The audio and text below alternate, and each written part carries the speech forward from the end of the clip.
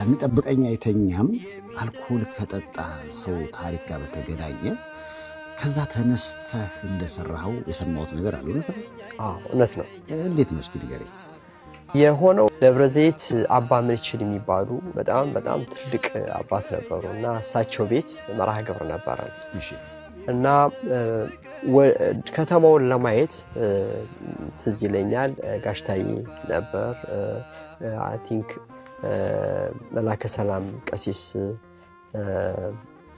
ደጀኔም ነበሩ፣ ሌሎችም ሰዎች ነበሩ አላስታውስም አሁን። እና ከዛ ስንመለስ አንድ በጣም የጠጣ ሰው እየተወላገደ መጣ እና እናንተም ብቻ ይመስላችኋል እግዚአብሔር የሚወደው አለ። ደነገጥና ሁላችንም ቆመን እኔን እንዴት እንደሚወደኝ ታውቃላችሁ? ይህን የሚለው እንግዲህ በሰከረ አንደበት ነው። ስማ እኔ ጠጥቼ ማታ በጣም ጠጥቼ እዚህ ቱቦ ውስጥ ስወድቅ ጌታ መጥቶ የኔ ዱርዬ ይለኛል፣ የሚጠብቀኝ አይተኛም ማለት። ይሄ እንግዲህ ከመዝሙረ ዳዊት ውስጥ ነው። ምንም ሁላችንም ቆመን ስብከቱን ሰምተን ገባን። በቃ ቆመን ትዝ ይለኛል ጋሽታዬ በፍጹም አልተነቃነቅም፣ ጸጥ ብሎ ነው የሰማው።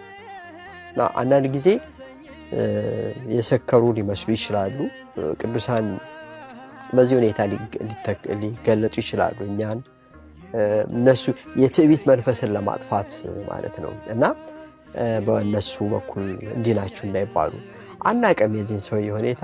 ግን በእግዚአብሔር ያለው ትምክህት በጣም አስገረመኝ እና ወዲያው እንደገባው ከመዝሙረ ዳዊት ጥቅሱን ወሰድኩኝና ጻፍኩት።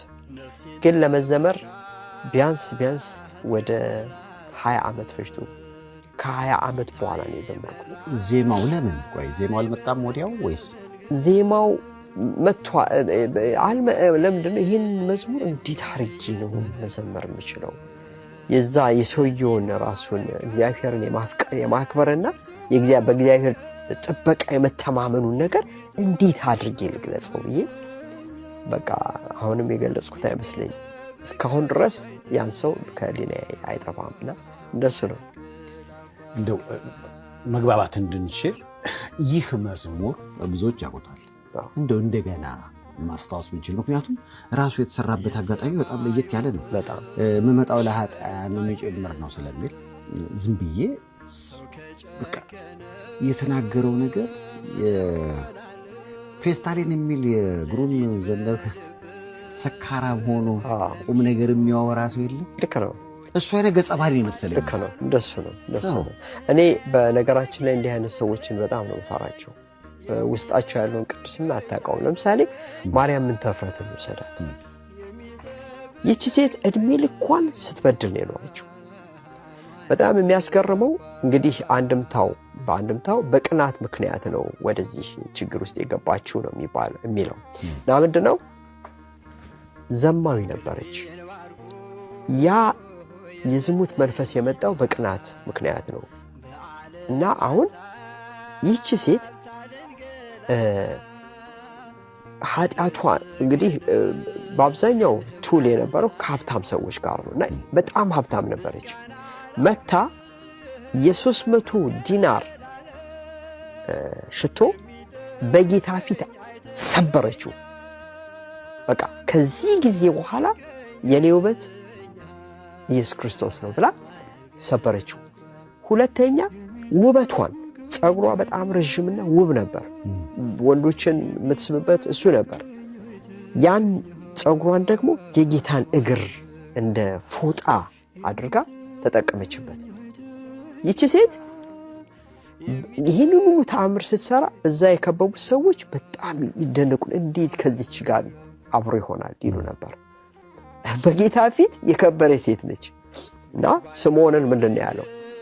የልቡን ሐሳብ አውቆ አንተ ስምዖን አለ እቤት ከገባሁ ጊዜ ጀምሮ አንተ ለኔ ቀዝቃዛ ለእግሬ ውሃ አላቀረብክልኝም አለ። ይቺ ሴት ግን አለ በእንቧ እግሬን ታጥባለች በእንባዋ። እንግዲህ እንባዋ እንደ ውሃ ሆኖ አንተ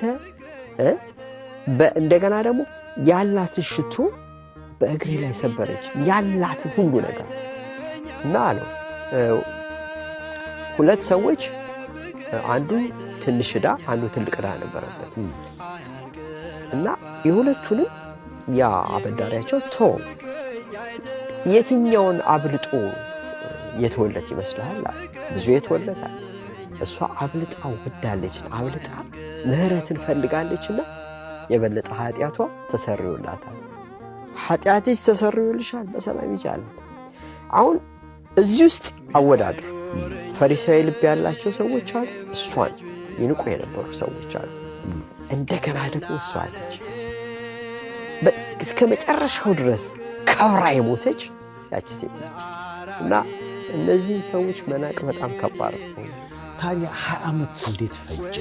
ምክንያቱም በዛ ሰዓት በመጠጥ ኃይል ያ ሰው የሚጠብቀኝ አይተኛም ማለት ተሰምቶ ገብተህ ለመዘመር ወይም ደግሞ መዝሙር ሆኖ ለመውጣት እንዴት 20 ዓመት ፈጀ?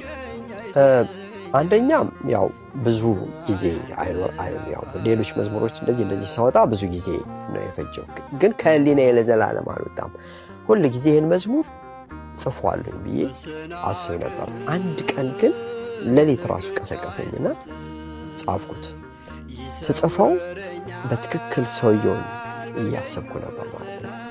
እና በጣም ነው በህሊናዬ ውስጥ ራሴ አሁን ሁል ጊዜ መዝሙር በምንጽፍበት ጊዜ ራሳችን ነው። ለምሳሌ እኔ ኃጢአተኛ በጣም የመጨረሻው በደለኛ ነኝ። ስለዚህ እኔን እና ያ ሰው አንድ ነን። አንድ አይነት ህይወት ነው የተጋራ ነው። ለምሳሌ በየደቂቃው ኃጢአት ስሰራ፣ ስሰርቅ፣ ስበድል አንተን ሳልፈራ አንተ ግን ፊትህ ምንም ቢቀየም በቁጣ በትር አልገረፍከኝም። እኔን ራሴን የዘመርኩት። ስለዚህ ሁላችንም በደለኞች ነን። እርግጠኛ ነኝ ሰይፉ በዚህ ታማኝ ሁላችንም በእውነት እግዚአብሔር ግን ቸርነቱ ምህረቱ ስላበዛ ድነናል። ይህ ሰው ደግሞ በዚህ እግዚአብሔር እንዴት እንደሚያይለት ያችን ቃል እኔ በቃ ሁል ጊዜ ይሰማኛል። ይሄ ይመስለኛል። እስኪ እንደወጥ ምስጥ እሺ የሚጠብቀኝ አይተኛ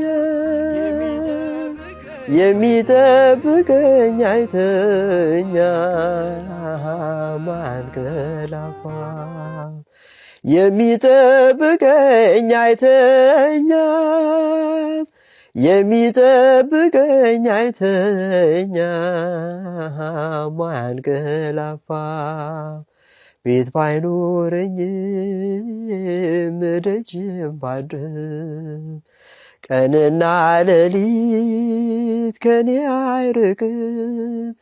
ድምፀ አራዊት የሌሊት ግርማ ወደ እኔ አይቀርቡም ድምፅ ሲሰማ ይላል። እንግዲህ ይህ ሰው ጅቦች ይመጡበታል፣ ግን የጌታ ድምፅ በሌሊት ስለሚመጣ የሌሊት ግርማ የጌታ ግርማ የእግዚአብሔር ግርማ አውሬዎች እንኳን እንዳይቀርቡት ያደርጋል። ከጊዜ በኋላ ደግሞ እንደው አላወቅንም እንጂ ይሄኔ እኮ ህይወት ተቀይሮ ደግሞ ሌላም ሰው ሆነ ይሆናል።